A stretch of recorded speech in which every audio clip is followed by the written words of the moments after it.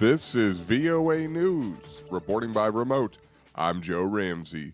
The U.S. State Department announced Tuesday it will withhold $130 million worth of military aid to Egypt until Cairo takes specific steps related to human rights.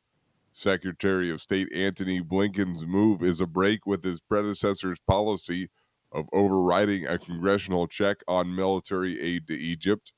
In the past, an exception was granted to free up foreign military financing for Abdel Fattah el-Sisi's government on the basis that it was in the interest of U.S. national security.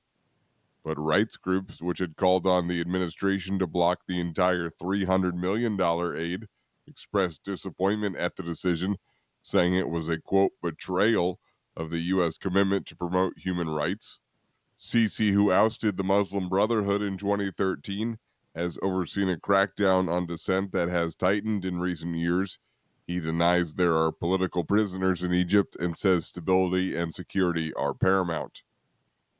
Haiti's Prime Minister Ariel Henry on Tuesday fired his top prosecutor who was seeking charges against the premier over the July assassination of President Jovenel Moïse.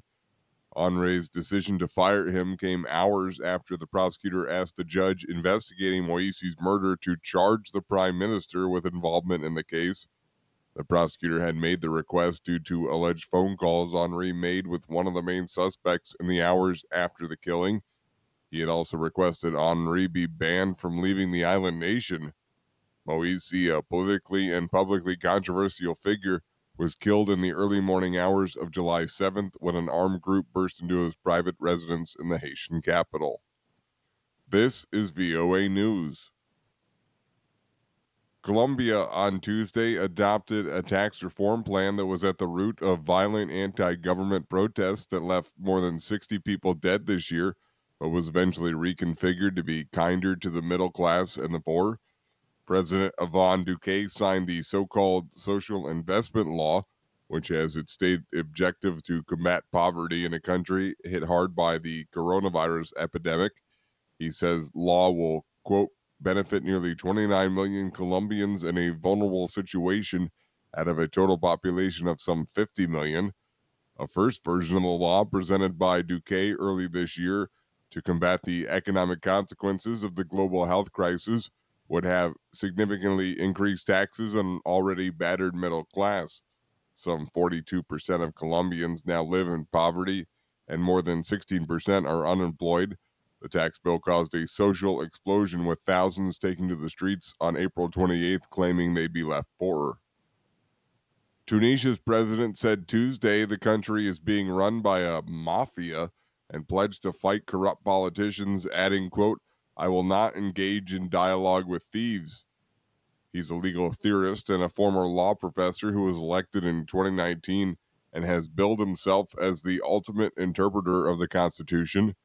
He invoked that power on July 25th to fire the prime minister, freeze parliament, and strip MPs of their immunity and assume all executive powers. He has also taken control of the judiciary, but has yet to appoint a new government or reveal a roadmap towards normalization, despite repeated demands by political parties.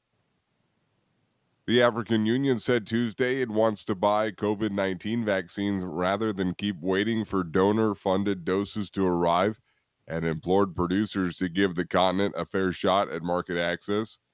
The AU also urged manufacturing nations to lift export bans so the continent can begin to address for itself the glaring inequity in access to coronavirus jabs as wealthy nations hog available doses. The director of the Africa Centers for Disease Control and Prevention says just under 3.5% of the eligible African population has been fully vaccinated.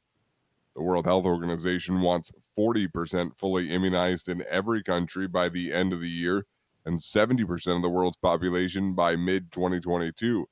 It has called for countries to hold off administering extra booster shots until the end of December to allow more people to get a first dose instead. Find more at voanews.com. Reporting by remote, I'm Joe Ramsey, VOA News.